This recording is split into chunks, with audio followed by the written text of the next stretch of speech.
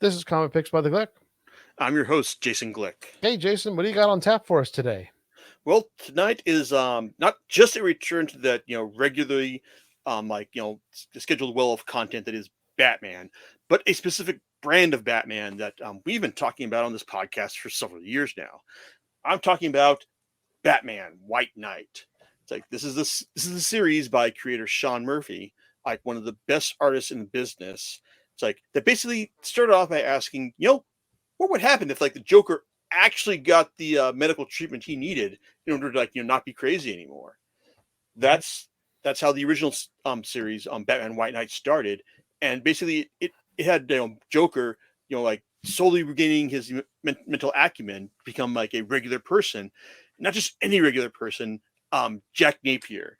It's like a well-meaning by proponent of the city who's determined to return control of it back to the people, away from vigilantes like Batman and like the elites who secretly controlled Gotham from behind the scenes. While White Knight, had excellent art as you'd expect from Murphy, it kind of suffered because even though it had like this great idea, like what happens when the Joker goes sane. Well, it's like it didn't actually go anywhere like drastically different like with it.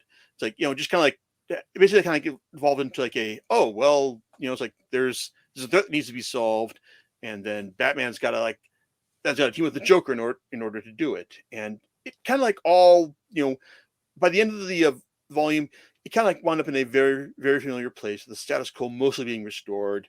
Oh, and Batman revealed himself to Gordon, but it was kind of like it was like more like a good idea than a properly entertaining story.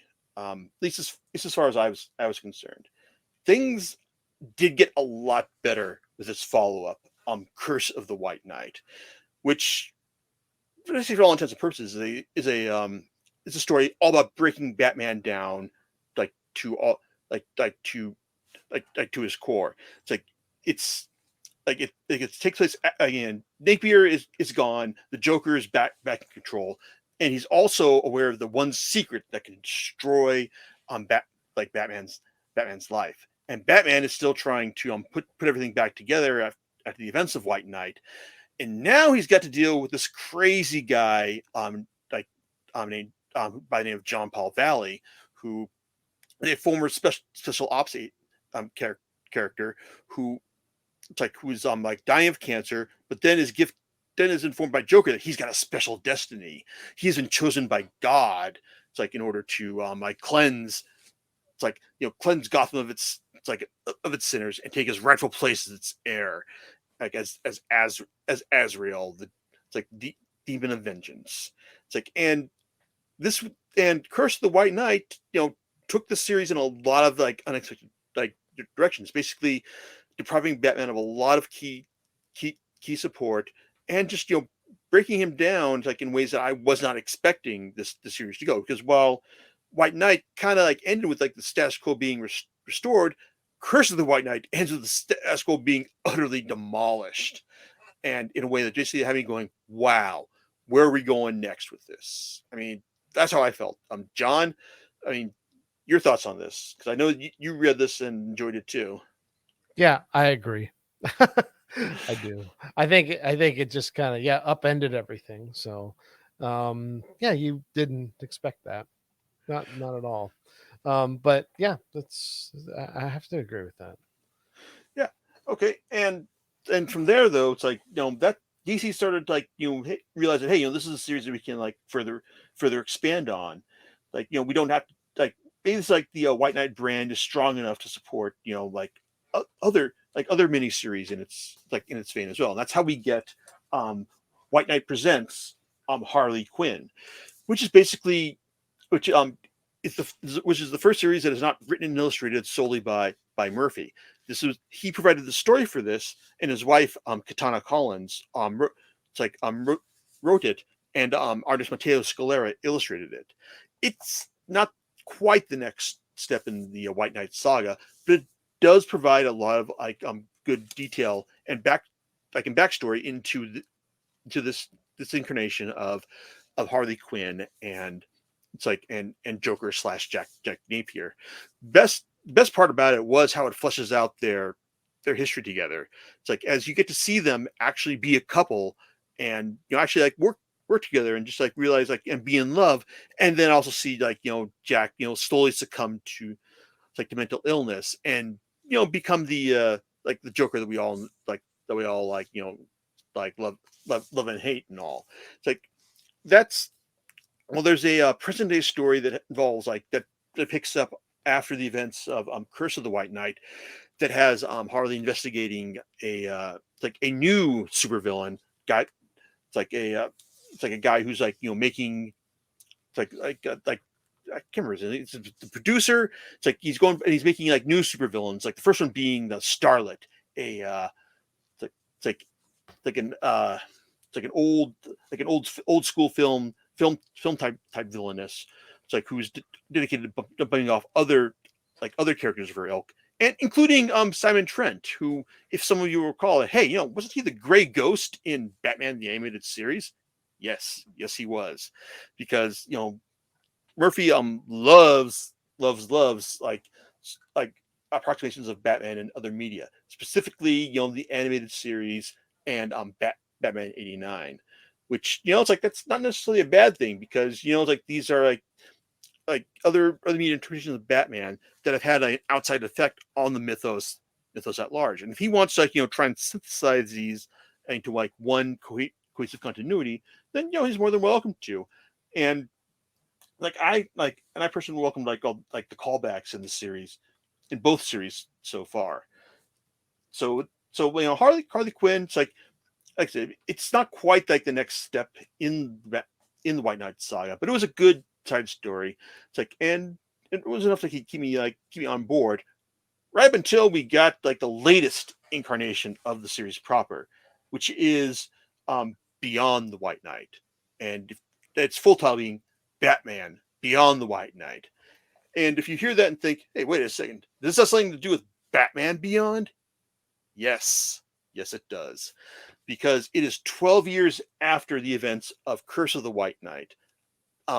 Bruce Wayne is still in prison after the events of Curse of the White Knight, but Wayne Wayne Tech is now being run by one Derek Powers, and he's basically enlisted this one reckless kid by the name of Terry McGinnis in order to break into Bruce's like old stronghold at the beginning of the series in order to get like the special bat suit that he it's like that he created but never actually like put to use. Now, longtime fans of Batman Beyond will be hearing this and going, wait a second, that's not how Batman Beyond goes. And I'll say to them, yeah, you're right.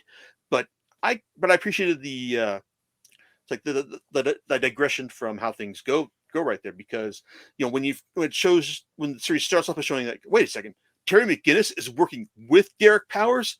What? It's like that's a good departure from the established mythos. And I wanted to see where that goes, but it and where it goes is actually somewhere pretty familiar,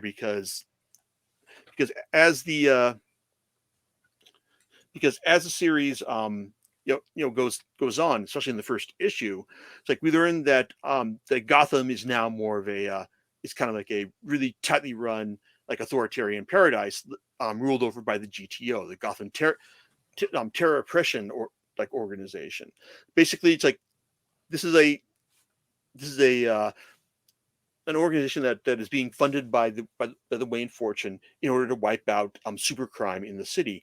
And at the start of Beyond the White Knight, it's done its job, arguably too well, because now the GTO is basically the de facto like police force in the city, and its number one guy, Dick Grayson. It's like running things like in the way that he believes that that things should be run, contrary to his estranged wife, Barbara Gordon, who is now the commissioner of Gotham's police. They have a kid, but things are like strained between them. Also in the mix is Jason Todd, the former like in this continuity Batman's original Robin, who was tortured by the Joker into giving up his Batman's identity, and then being let loose because the Joker wanted to like live with the guilt of knowing that he gave Batman up. Now, while Batman it's like was while Bruce Wayne is like in Arkham and just like stewing with guilt over what he leaves Batman to have become after the previous miniseries. Well, once he learns that there's another Batman, it's like running around the city, it's like he realizes that like now it's time to like get out there and just figure out, try and put an end to the Batman legacy. It's like once and for all. And well, let's kind of look at like the plot elements here. We got like a future Batman, like a future Gotham. It's like with an older Batman that has like given up being Batman, and then decides to come out of retirement, for one last go in order to like take out his legacy. Huh. That sounds kind of familiar to me. It's like it's almost like Murphy is trying to like do his own spin on the Dark Knight Returns. And while there are a few clever visual nods to that over the course of the series, this is Murphy doesn't go whole hog into like trying to reprise that, but the parallels are unmistakable, as are the fact that the general parallels of the story to other Batman stories, and specifically the kind of Batman story where Bruce tries to do things entirely by himself, and then realizes that no, it's like Batman was never meant to be alone. It's like I've got to bring in my family to take care of things in the end, and that's kind of like where the story like loses me, because it really does feel like like we're doing like a reprise of like some very familiar bat elements here. I mean that's what I felt for like most of this stuff. John, I mean, like I know you like you read most of this. Like how did you think about it? Well, I can see your point of view on that. Um, I kind of like that stuff. So, um, Okay, yeah, it's like I'm not saying it's done I'm like, badly. it's not. I mean, but I have to agree with you, and that analysis is fair. I think that that's a very fair analysis on it. Because it does have the shadows of it. When it comes to the Batman Beyond, you, yeah, I've seen all of the animation and stuff. So the storylines are definitely different because this is a different universe. Let's face it. So Yeah, but when when you look at how what the stakes are here, and how you see some of the villains that you do see in the animation, it's kind of it has some of the flavors of it. I mean, maybe that's what he's going for, right? Is there's definitely nostalgia in this thing. And I'm not saying it's bad. Nostalgia isn't necessarily a bad thing. But I generally the one thing about this story that's kind of interesting is the whole focus of like powers like changing the the effects of what Bruce Wayne was trying to do. yeah. And that to me is I probably liked the most that's probably the most significant thing here, is that it kind of and in the animation, Powers is also there. It's a one-to-one. So, and he's basically taken over the company and is doing his own thing. So it's got the same parallels in there, except in this case, essentially, he's taken GTO. It's his, like, and he's like, yeah, I'm gonna do what I want to with it. So it's like defeats what Bruce Wayne was trying to do. Yeah, and I liked how it's like how Murphy worked Powers into the mythos, his specific mythos here, because like one in the one shot from the previous run, Von Freeze, we established that it's like that Mr. Freeze was actually like the son of a Nazi scientist, Hmm. and like that that all of his cryotech, was basically inherited Nazi technology. And we learned that, and in Beyond the White Knight, we learned that Powers' name is actually Powitz, and he's actually like it's like of Israeli origin. Mhm. And learning about the origins of this cryotech does not sit well with him. So it's like, that was interesting, like how he managed to position like Powers as having like a moral opposition to this, but also like he I like that. I appreciate the fact that he tries to give Powers, not necessarily like a bad guy, mindset to all this. Like he's got a reason for why he's doing all this, why he's trying to like militarize all of Wayne Tech, and integrate it into the GTO. Like there's a bigger reason for why he's doing that here. And while I appreciated Murphy's nods towards that, he doesn't quite get past the desire to turn like Powers into full supervillain.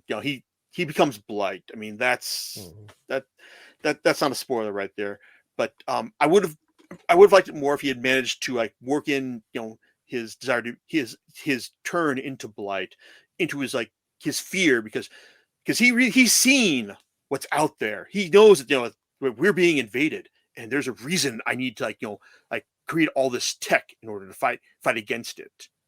So that's his thing. But yeah, Murphy doesn't quite get past like the whole like oh, Derek Powers, supervillain bad guy in the end.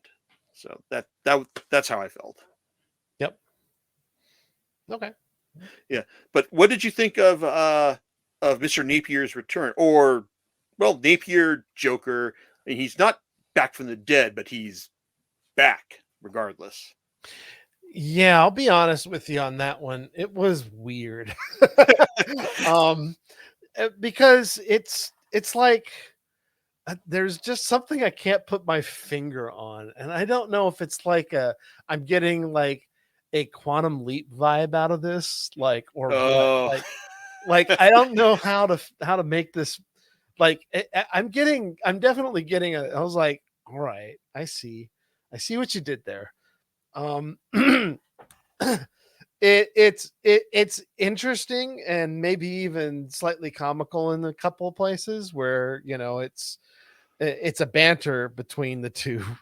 But honestly, it's sort of like oh, all right, sure, I guess. So yeah, I don't it's just odd, and I wish I could put there's got to be another thing that I can put my finger on with this, but I'm just not there. But I think it's um if I were Bruce Wayne, I would be frustrated as hell. Yeah. I'd be like, I would try to figure out how to get rid of that. So, Yeah, it's like um, it just how do I lobotomize myself in order to get you out of my yeah, head? basically, right. But you make a good point about that. I did not twig on upon the like the quantum leap connection right there. But you're absolutely right in that. That's kind of, it's definitely like an element right there. Or just because like we're like we grew up with that show, and like the whole like that whole like dynamic is like something that's like prevalent here. But what I think you're missing, what I think that the thing that's like rubbing you the wrong way, is that this really isn't the Jack we've seen in the previous miniseries, because the No, Jack, it isn't. yeah, it's because the Jack Napier he's a very straight guy. It's like he's like someone who's like he's not like prone to like witticisms or banter or like wackiness. This this Jack we get in Beyond the White Knight is kind of like a weird medium between like Jack and the Joker from the previous Mhm. miniseries. I mean, he's not a villain, but he's like really like wacky and like, oh my god, it's like I'm totally fangirling out here, Batman. It's just like about his interactions with like with Bruce, and it's and it's not a bad dynamic, but it's certainly at odds with how the character has been portrayed in the past. And when we're told how this holographic representation of him came about, it still doesn't make really a lot of sense. It's like well, how did this version of the characters like specifically evolve like into Bruce's head. I mean, I can kind of get that you're going for like a version of the Joker that like isn't like homicidally insane and dedicated to the destruction of Batman, but like I said, it's really at odds with what we've seen of like either Jack or the Joker in previous miniseries. And while it's fun, it's undeniably fun, Mhm. but it just doesn't quite. You just have to kind of like accept that like, oh, this is what we're doing with the character now. Okay, Mhm. sure. Yep, I So agree. I agree. Yeah, it just feels very, yeah, it's like, and I was in my head trying to figure it out. I was like, okay, he's like, remember that time where, and I was like, okay, he's just a Joker. And so who is this guy? You know, so it's a little weird. So is this Joker? Is this Jack Napier?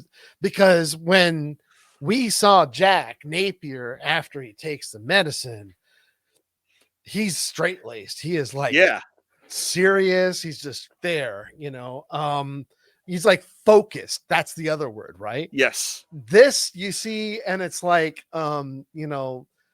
he's like the gremlin on your shoulder thing. And I'm like, you know, Gremlin yeah, is a good description right there. yeah, yeah, sure is.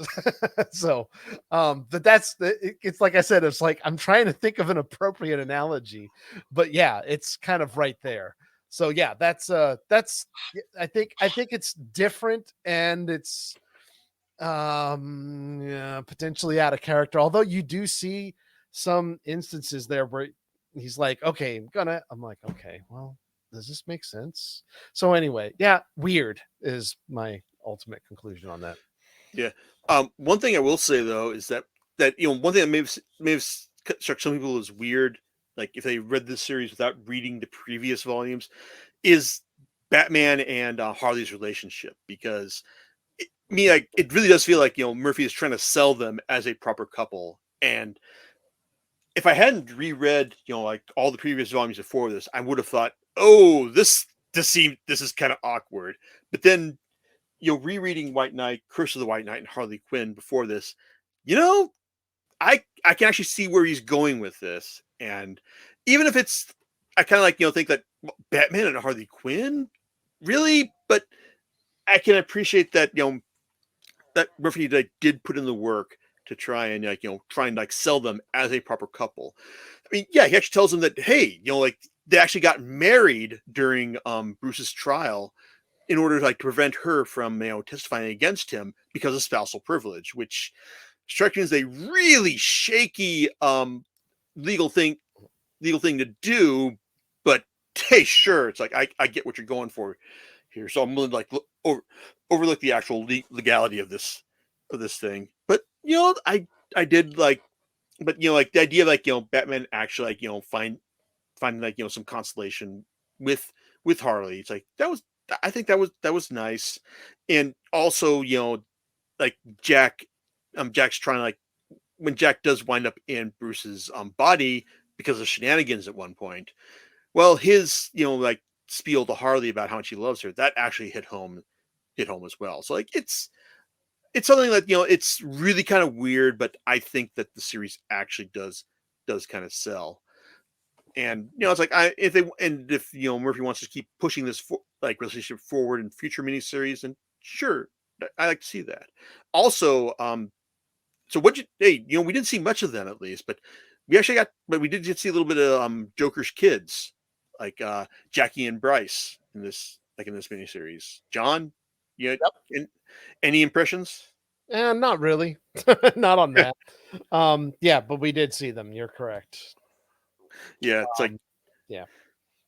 it's right. We're basically it's established here. It's like Jackie is the wild child, the one who is like oh, it's like like I identify as the Joker's daughter and all, and Bryce is just kind of like the it's like the reticent like good like essential good kid, which it's something that I really the dynamic I kind of expect to be really like reversed in subsequent miniseries.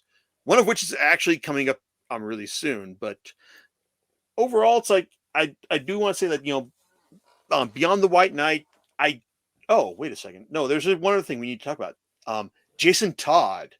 Mhm. So while he was introduced at the end of White Knight, Curse of the White Knight, as like the person who's going to be running Arkham, while Bruce was in turn, or oh, not Blackgate, basically the prison where Bruce was interned at.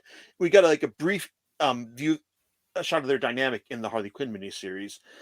Beyond the White Knight, basically like kind of like positions like Todd as much as he's been in the like main continuity. It's kind of like the eternal fuck up. It's like the one who like the Robin who failed being Robin through tragic means, and now he's got to find a way to like reestablish his like his own sense of self. And he does that here. In fact, he gets whole 2 issues like in the Batman presents Batman White Knight presents Red Hood miniseries, where he teams up with this Mongolian girl named Gon, who is identified as like the Robin of Backport, the poorest, most unjustly trod upon town. Sorry, section of Gotham, and he's basically like agrees to like help train her as like as he was trained as Robin, and it's like it kind of like progresses as you'd expect. It's like he does his best, like then realizes that no, I'm doing the wrong thing. I got to distance myself from you, and she's like, no, screw you, you're what I need all along.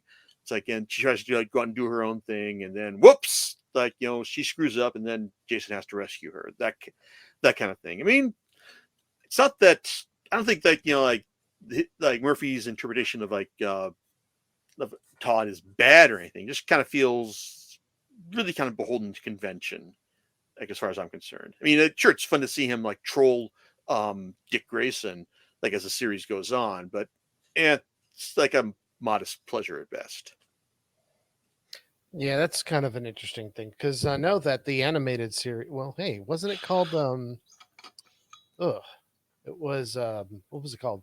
The one with the Return of the Joker, right? Oh, Batman Beyond: Return of Yeah, the Joker. correct. So, while I don't think any of that has any real direct references here, outside of the fact that you have Jason Todd around, you know, Wait, um, but in Return of the Joker, it was Tim Drake that was Robin there, right? yes, I think so. I might Okay. be mistaken on that. So, but I don't remember. Yeah, I don't remember if it is in there or not. So that's on me actually.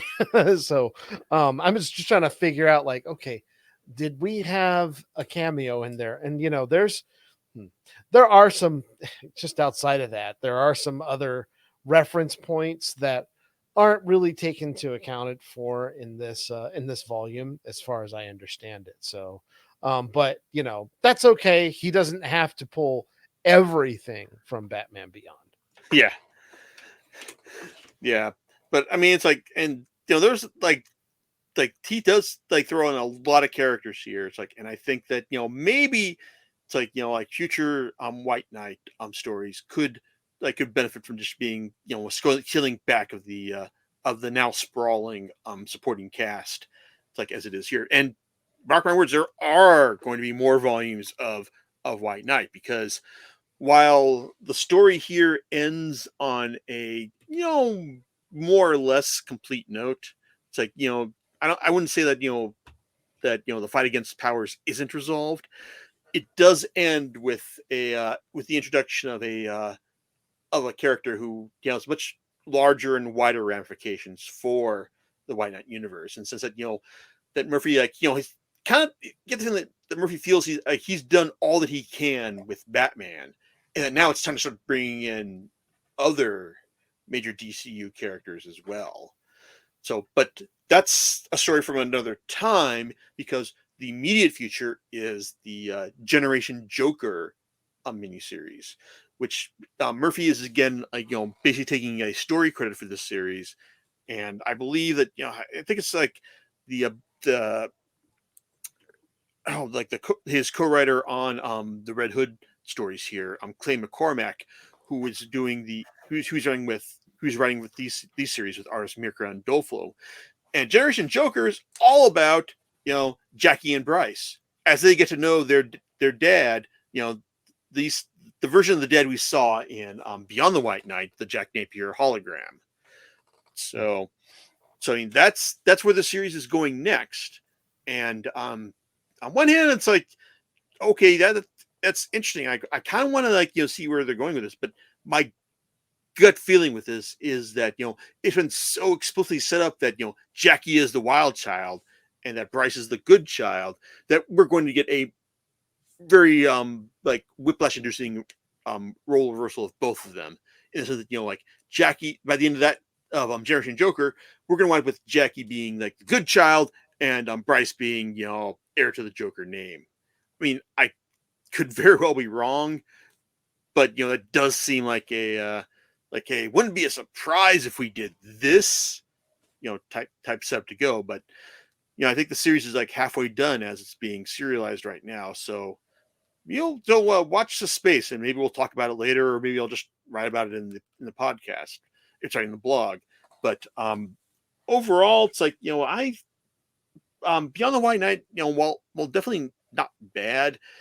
Doesn't really have like the same kind of like like boundary expectation breaking success that I think Curse of the White Knight had. So on one hand, it's like I don't regret reading this. But at the same time, it's like definitely not the high point of of this parallel universe version of Batman for me at least. John? Yeah, I would. I actually liked it quite a bit. So I think that it was entertaining. But yeah, I think that your assessment of it is fair, and I think that it's I don't think it's like a failure in any ways, and Nah. it's definitely good. It has its high points, and then there's other things which maybe don't hold up as well, but I think it's still definitely worth a read and pick up. And if you're all in on the White Knight series, yeah, definitely you're gonna want to get it. Okay, so you're definitely still on board for this. Yeah, absolutely. I Okay, think so you may not be surprised by what you get for like your next birthday or Christmas then. hey, you never know, right? I have a feeling I do know, but anyway, so so do you know what you're going to be talking about next time? Well, it's like it just so happens that another run on Avengers has wrapped up, and it's like, and while like like Jonathan Hickman's run and like Brian Bendis's run still stand tall in my mind. Well, it's time to judge just how well Jason Aaron's fight like version of like the Avengers versus Marvel Universe's Satan lines up next time. All right, and we'll catch you the next time on Comic Picks by the Glick. All right, later, everyone.